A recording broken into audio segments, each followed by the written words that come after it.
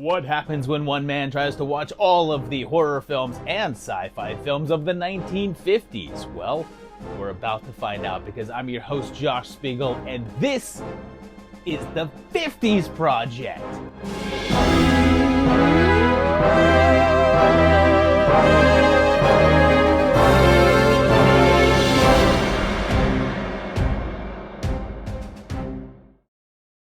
Welcome back to the 50s Project, and that's right, we are closing out 1955 here.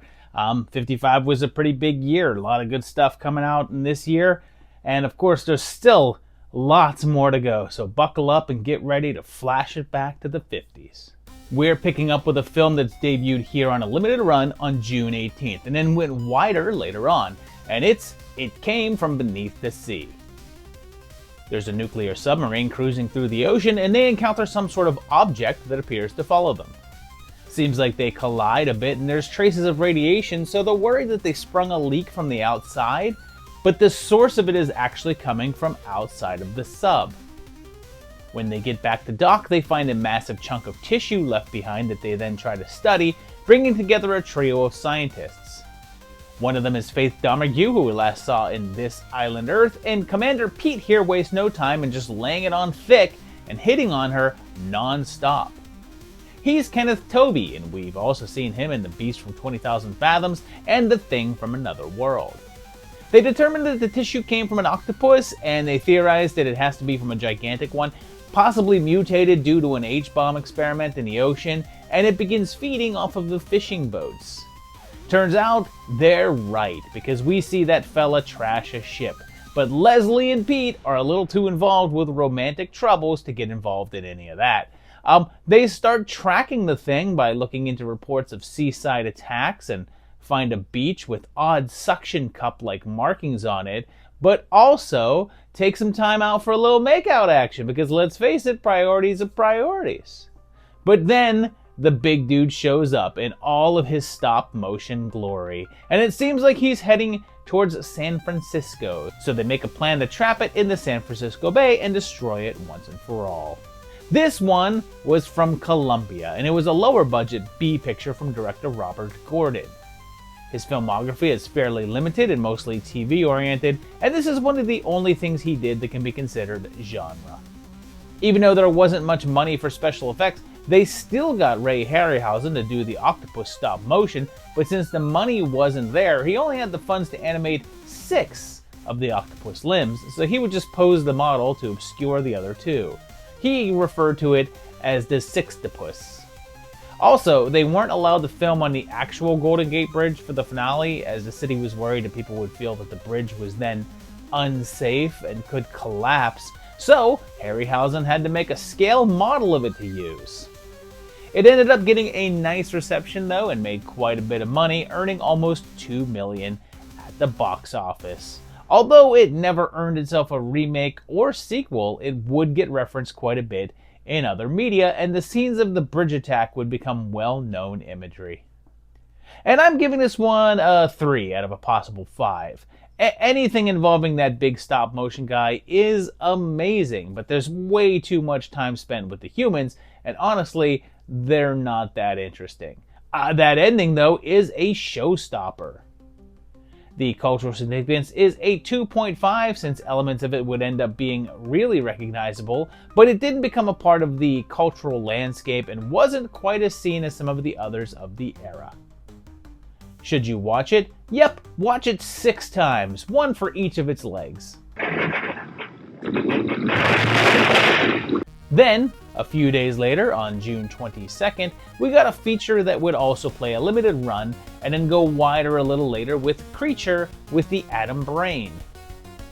It's got this mob guy named Mr. Hennessy, and one night at his house, this big lunk with a scar across his forehead smashes through his window and tells him that he's someone named Buchanan, even though he looks different, and he picks him up and breaks his back in spectacular fashion. He's being remotely controlled by these guys with a microphone, and this dude right here actually is Buchanan, and he wants revenge against the people who sent him to prison, and is assisted by Doc Steig with their zombies. Back at the crime scene, there's glowing fingerprints and blood, which they decide is radioactive. So it's a good thing that they just get closer to it. You know, wouldn't want to not have cancer. This so-called blood is highly radioactive. Dangerously so? +9. Is that a lot? Enough to kill a man if he's exposed to it long enough. Good to know. You gonna keep on standing by it, huh? Officer Chet gets woken up from his single twin-sized bed because at this point of time, it was still not standard to show people in bed together, even married couples. They find out that the man who committed the crime was already dead, and then start to piece together what's going on, and move to protect the ones that remain on his list. As they hone in on them though, Buchanan starts setting off bombs in the city to deter them, eventually killing Captain Harris and try to use him against his partner. And this is also from Columbia, and in fact was the second part of the double feature with It Came From Beneath the Sea. This one was directed by Edward L. Kahn, and he was a long-term director with his first works back in 1931. And this may be one of the first times he's ended up on the project, but it won't be his last, since he did a number of horror-oriented projects after this. This doesn't have a budget listed, but it's said to be low enough that Kahn opted to shoot as much of the film in single, unbroken takes as possible, prompting to feature plenty of motion between each shot to avoid them feeling dull. Much like Beneath the Sea, it would end up being quite successful, although again there's no numbers, but since it was paired up with that one, the take would likely be somewhat similar. Unlike that one though, there's no standout sequence here to mark its influence, and even though it was popular at the time, it never really stuck. One thing to note here is that in most old movies, when someone would shoot someone, the other person would just act shot and there would be no evidence of the bullet hitting. But around this time, little explosives called squibs were being developed, and this is one of the very first times that you can see them in use. And it's fine, it's a 2.5. It's paced really well, and the action moves fast, but it's a bit on the standard side, and I just feel like we've seen all this before, and better. The CS is just a 1.5 though, since it never really got that name recognition and was ultimately mostly forgotten. Should you watch it? Maybe. It's not a bad watch, and it goes quick enough that you won't be mad at it. See? She got a new dress, panties, socks, and shoes. Don't you think they're beautiful? What's the matter, Uncle Dave? Cat touch your tongue? Just a day later, on June 23rd, we reach the ending of a sort of series that we've already covered most of, as Abbott and Costello meet the mummy. We're in Egypt, and there's this wild acrobatic stage show with lots of screaming.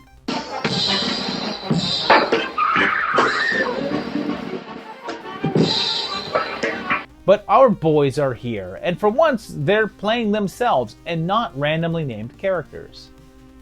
They're stuck there and looking for a way to get back to the US, and Dr. Zoomer here is looking for people to accompany his mummy that he's shipping. It's named Clarice, and a couple of thugs kill the doc and steal it, but they accidentally leave behind a medallion that is said to lead towards an ancient treasure.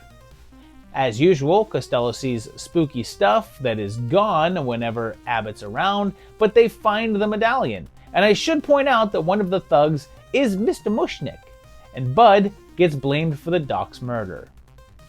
They then have to try to clear his name, but Simu and his men are after them, but so is Madame Rontrou, played by Marie Windsor, who we just saw in Catwomen of the Moon. That all leads to some wild shenanigans, as everyone is after that medallion, but since it has a death curse, they're looking to get rid of it as fast as they can.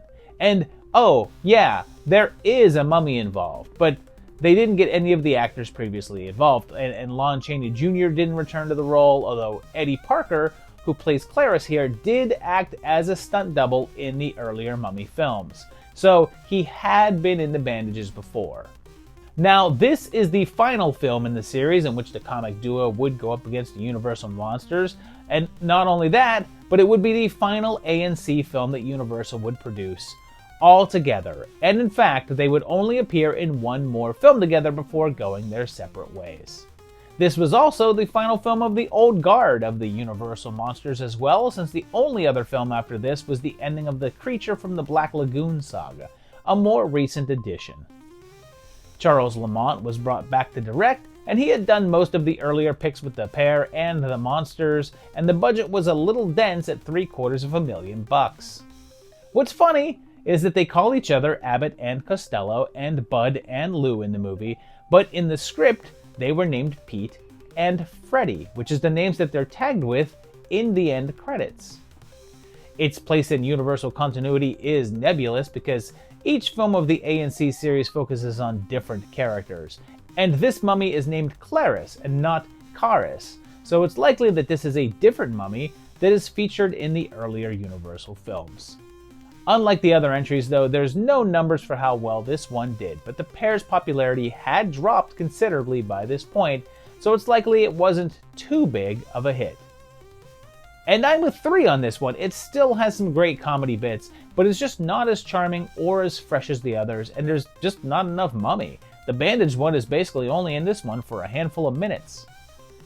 The significance is a 3.5 since it's a major monster character and 2 of the most well-known comic actors of all time, but it's not really impactful to the genre and never became as big of a sensation as some of the earlier ones did. Should you watch it? Yes, the boys are always good for a laugh.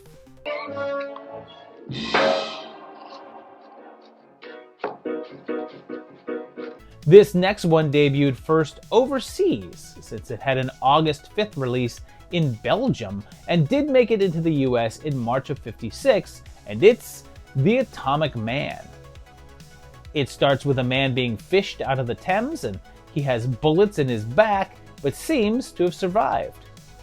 They take some pictures of him, but they show up blurry, with a glow around them, and a reporter named Delaney thinks he recognizes the man. He believes it to be Stephen Rayner, a noted nuclear physicist, and he reveals his discovery to the authorities, but they just brush him off. But when they actually do go to see Rayner, he's there, and clearly not the man in the photo.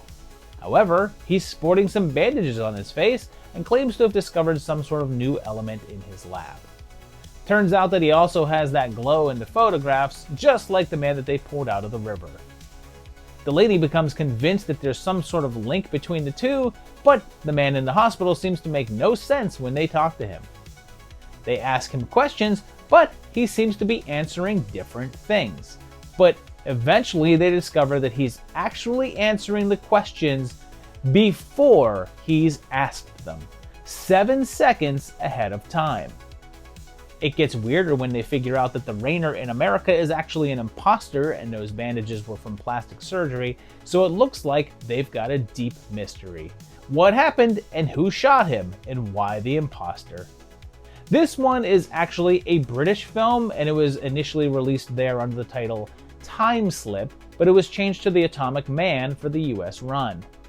The director was Ken Hughes, and he was new to the business and had done a number of shorts and 1 or 2 features before this, but he'd go on to an interesting career.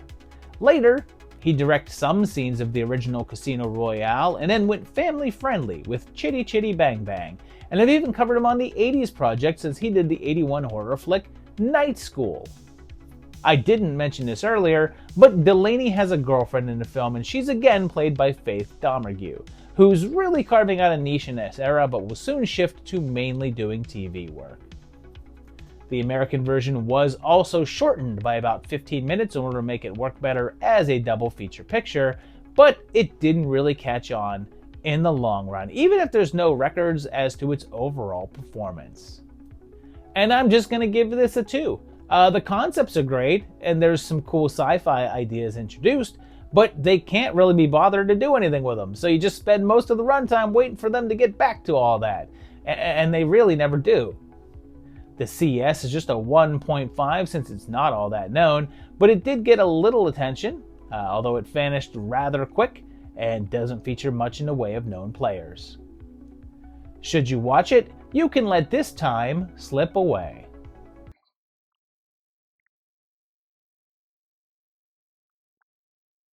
This next one may get a bit confusing in terms of when it's getting covered, but it'll make sense in a bit. But in Japan, on August 14th, there was the debut of Jujin Yuki Otoko, otherwise known as Half Human. It has a reporter show up to the scene of some sort of tragedy, and he's given a professor's notes, which mention a monster. Seems the incident happened at New Year's, and a group of students is on holiday skiing up there in the mountains. They split up as several go to their friend's cabin, but there's a blizzard coming in, so the others get worried when they don't hear from them. But then, when they do call, they hear a blood-curdling scream and a gunshot. The next day, they go to their friend's place only to discover them dead, and one missing. Seems like whatever attacked them was massively powerful, and they also find big clumps of hair strewn about. They want to go look for Kiyoshi, but can't because the snow is too intense, and decide they have to come back after the winter.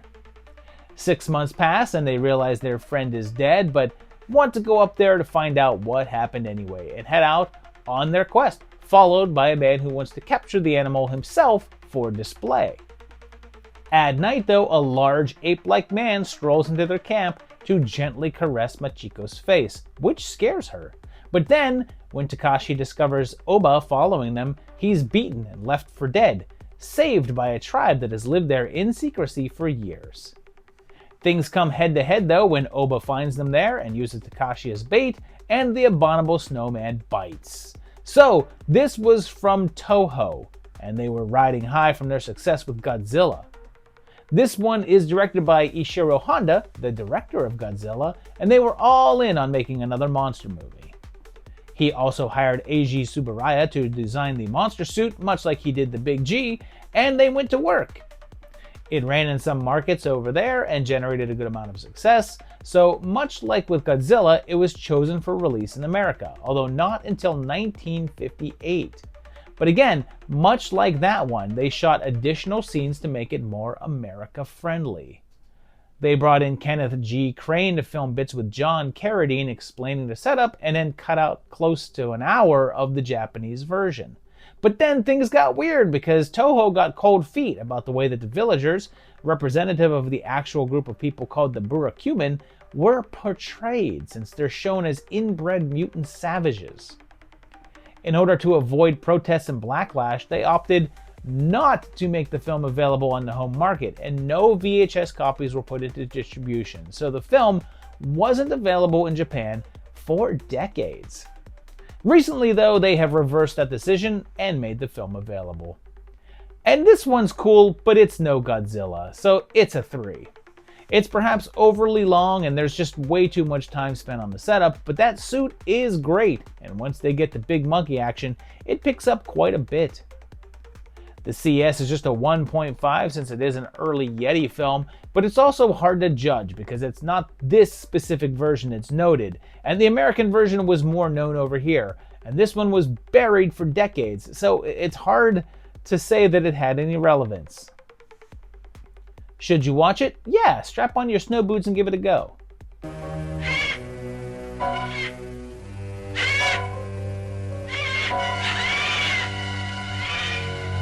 We're going back to international waters here, and this next one is a bigger name and came out in London on August 26, arriving in the US a little later in April of '56, and it's the Quatermass Experiment. We have this rocket ship landing, which creates a big stir, and they warn the general public to stay away from the area. Seems the rocket was manned by 3 men, with the project being headed up by Professor Bernard Quatermass, and they lost contact with them in space. They're very cautious in opening up the rocket, but eventually, with Quatermass's help, get the door opened up, and a single man stumbles out.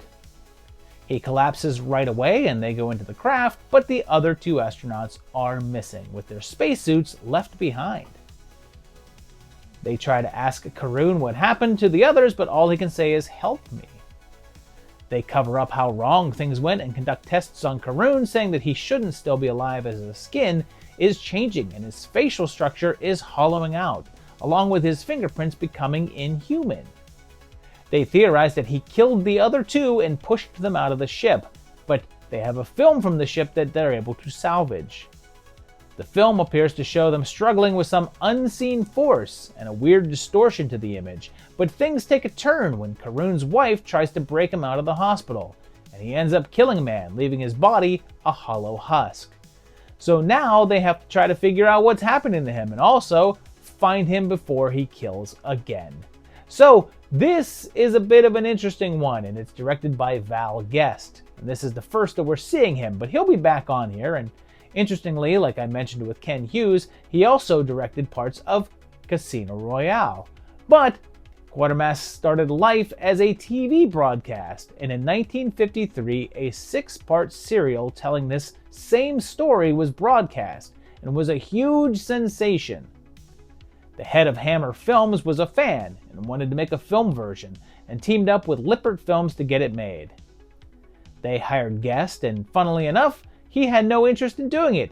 He didn't like science fiction and only took the job to get away from comedies, and his goal was to make an outlandish story believable and grounded in reality. It was given a budget of around £42,000, and a good portion of that went to the complicated makeup effects.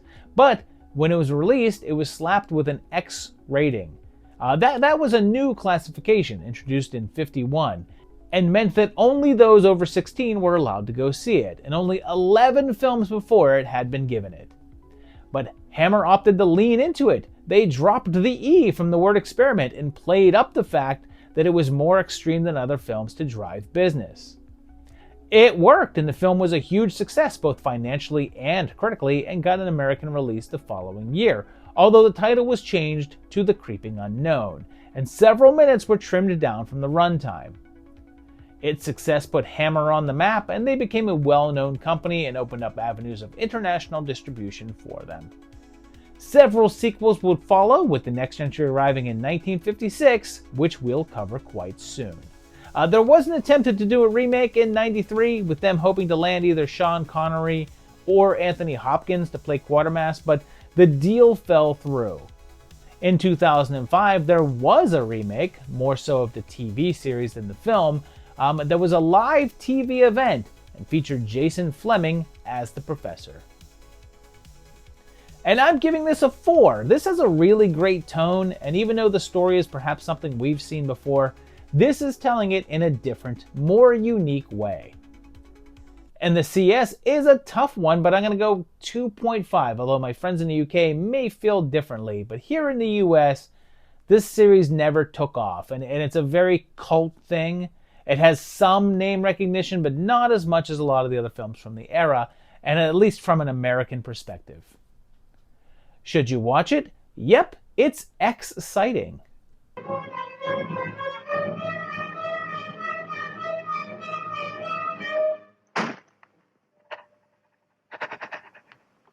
We are jumping ahead a few months now, and this next one debuted at a premiere in Philadelphia on November 4th, and it's Tarantula. The opening has a very mutated-looking man collapsing in the middle of the desert, but we then meet Doc Hastings, played by John Agar, who we just saw in both Revenge of the Creature and Rocket Man. He gets called in to check out the dead mutated man, and they think it's one of his colleagues named Jacobs, although he's unrecognizable now. Hastings identifies him, and they talk to the man who was working with Jacobs, Dr. Deemer, and he says that he died from acromegaly, although it's affected him much faster than it should have, changing him in just a few days. But then, Deemer goes back to his lab, and there's a variety of enlarged animals there, including this big hamster who looks like he needs a good petting, because he's probably a good boy. But, yep, also a giant tarantula, because who wouldn't want one of those? But the doc has another deformed person in his lab, and this guy's mad, so he goes on the attack, which sets the big bug loose. The assistant dies, and later, his replacement shows up, and a young woman named Steve. And she meets Hastings, and they go out to the lab together, where the doc tells them that he's developed a superfood that could hopefully feed all of humanity once he perfects it. But it seems like a side effect of the process is giant animals, and he needs to figure out why that's happening before it's complete. But that assistant managed to inject him with his own formula before he died, and the doc is starting to feel the effects. But don't forget about our big chunky boy, because he's still out there, just lurking around the desert, munching on cattle out there, and then ranchers. And I imagine at some point these plots will come together, right? Well, I guess that's up to Jack Arnold, since he directed and co-wrote this one, and he's becoming the MVP of the 50s project, since we've already seen him with It Came From Outer Space, Creature from the Black Lagoon, parts of This Island Earth, and Revenge of the Creature. This was from Universal, and the special effects were state-of-the-art at the time, using projections and compositing to make it look like a smaller real spider was interacting with the world. Like most of the other films discussed here, it was a part of a double feature and got some nice reviews at the time, leading it to be successful and earn just over $1 million. And although there's been a whole host of films featuring giant spiders since then, there hasn't been a direct remake of this one to date. But Arnold would revisit the idea of an oversized arachnid in a different way with The Incredible Shrinking Man. Oh, also, pay close attention at the very end for a quick cameo by a young Clint Eastwood. And you don't really get to see his face, but the voice is unmistakable. And this is a 3. I love the giant spider stuff, but honestly, it comes too late in the game, and there's way too much padding in the beginning to get there. It's still a good watch though, just not Arnold's strongest. The significance is a 3 as well, since it got more attention and was one of Arnold's works, and helped boost the giant bug genre, but it never got that higher recognition or a franchise to take it higher. Should you watch it? If you have arachnophobia, probably not, but if you don't, then yeah, go for it.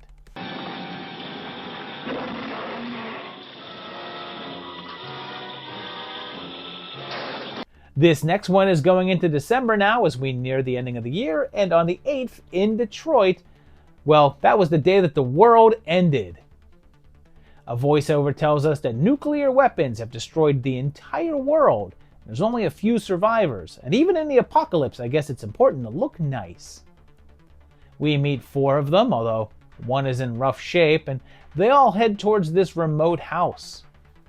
Inside, there's Commander Jim and his daughter Louise, and she's Lori Nelson, who we just saw in Revenge of the Creature, and they reluctantly let in Tony and Ruby. He's a mob guy, and he's Mannix, real name Mike Connors, but at this point in his career, he was going by the interesting stage name of Touch Connors. They also let in Rick, and he's Richard Denning, who we just saw in Creature with the Atom Brain, but he was also in Creature from the Black Lagoon. There's also the irradiated guy and an old rancher with a mule, and Jim says that they survived because that area of the desert is surrounded by lead ore and a strong wind pattern that keeps the radiation away, and also reveals that the rest of civilization has been destroyed. But Radek seems to be suffering from the effects of the radiation, mutating and going on to feeding on the animals, worrying the crew. But there's also something else out there. Something with claws. But then there's drama, as it looks like Tony might have plans to take the whole place for himself, and Jim reveals that he was there for H-bomb testings and saw how animals were mutated, and hilariously, he wasn't allowed to take pictures of them, so he drew what he saw, and we get these sketches. But then it seems like there's more monsters out there, and tensions grow, so it seems like there's not much time left for our little group. So this was a big deal, since this is the first full genre film directed by Roger Corman. He did some scenes of The Beast with a Million Eyes and a couple of westerns, but this is his first, but definitely not last, sci-fi flick. Of course, he'd go on to be a major league director and producer and B-movie mogul. The budget was just around $100K, and this may start to sound like an echo, but it was part of a double feature, and we'll cover the second part of that next, but it was a nice-sized earner, making around $400K. It had a remake in 1967 with a film called In the Year 2889 that was directed by Larry Buchanan and clearly helped to propel Corman as a valuable player in the game. And this is decent. It's a 3. It starts really strong and ends really strong, but the middle just wanders around and gets a little dull. But the characters are fun, and the monster's silly, so I had fun with it. The CS is a 2 since it's not a movie that's known at all, but deserves a full extra point for being the inroad for Corman to start making sci-fi flicks. Should you watch it? Yeah, this is worth a look. The third survivor was a monkey. Its skin looked like rubber. Now it's time to talk about the second part of that double feature, although this doesn't have a confirmed launch date and is just listed as December of '55. And it's The Phantom from 10,000 Leagues. It wastes no time with giving you a monster, and this guy is lovably derpy looking and kills a fisherman. The body washes up on shore and Ted finds it, but is sent away by a federal agent that's also on the scene. Ted notices that it's covered with radiation burns and decides to investigate, and meanwhile, there's this doctor working on a secret formula, and one guy that's trying to steal his work, which has something to do with irradiating sea animals like this turtle here. Ted goes diving and encounters the Thing, but I guess isn't that freaked out about it because he gets back to shore and immediately has a picnic. Ted's snooping leads him back to Dr. King, and he reveals what he's found under the waves, but King seems to want to cover up his involvement. Then, Ted and the doc's daughter, Lois, start dating, and Agent Grant is doing some investigating of his own, including teaming up with Ted after more bodies start appearing. That eventually leads them back under the sea, and more appearances by this silly Billy right here. And like I said, this is the second part of that double feature that ran with The Day the World Ended. It was directed by Dan Milner and was one of only 3 things that he did that job on, but he was much more involved in the editing world. This was an even lower budget at $75K and was made as part of a package deal. As was pointed out about the Beast from 20,000 Fathoms, in this case, 10,000 fathoms is equal to about 34,500 miles down, which is way deeper than anyone in a scuba suit could reach. And that's because the entire diameter of the Earth is a little less than 8,000 miles across. Like its release partner, it was also successful, as the $400,000 that I mentioned was for the entire double feature. So I guess you could say that each film made around $200K each, both of them effectively doubling their money. This one wasn't as nicely regarded as the other though, and the reviews were far more negative. Also, it never really earned any sort of legacy in terms of follow-ups or influence, and just sort of vanished. And it's easy to see why. This is a 1.5. It's just such a slog. Sure, the bits with that silly monster are fun, and that's only a couple of moments, because most of it's a rather dull espionage plot taking up most of the time. The significance is just a 1 since it's gone completely unheard of and just didn't make any sort of impact on the overall genre. Should you watch it? You can likely pass.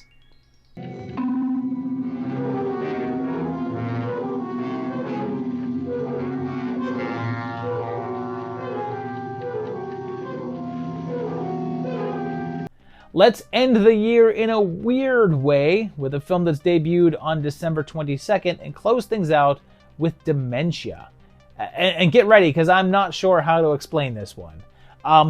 There's a woman in a rundown hotel in the city, seemingly dreaming about the ocean, but she's awoken and decides to stroll out into the night, switchblade at the ready.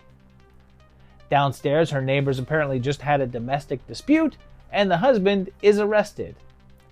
Outside, she encounters none other than Angelo Rossito, the master himself, Sans Blaster, and he gives her a newspaper telling her about a mysterious stabbing.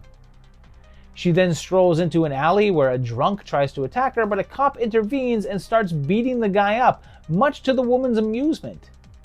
Next, she encounters a pimp who tries to get her into a fancy car with a rich guy that looks like Orson Welles.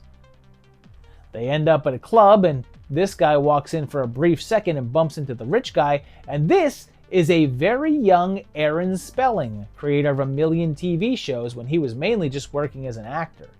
And here's where I point out that there's not a single word of dialogue spoken here.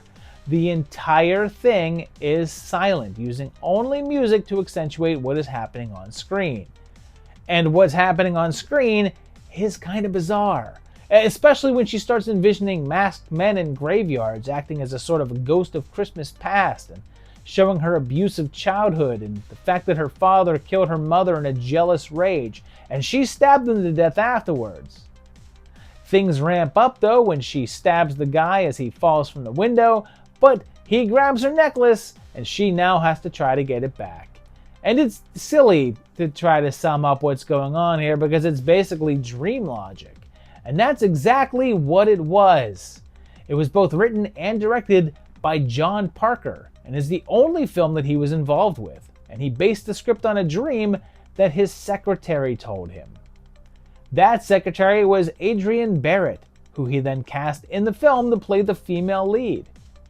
It was meant to be a short film, but he expanded it out to around an hour to reach feature length.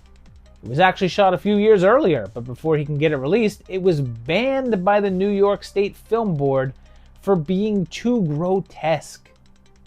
2 years later though, after he removed 4 scenes, they approved it, and it got that December debut, paired with another film called Picasso. They also had a promotional stunt in which theater employees had to submit medical exams of theater goers by heart specialists to make sure that they wouldn't be frightened to death by the movie.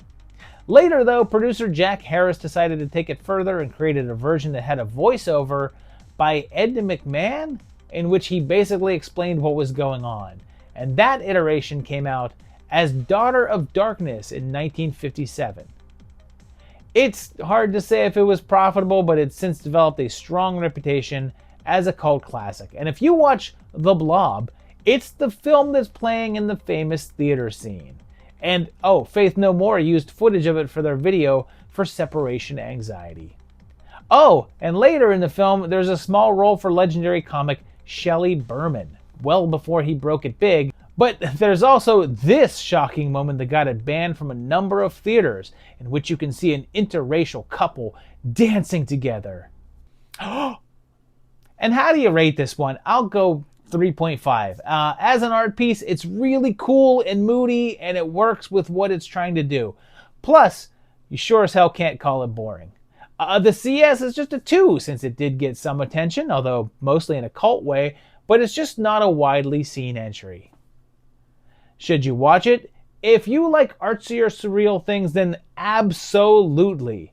If you're looking for a straightforward movie, then you're not gonna enjoy it.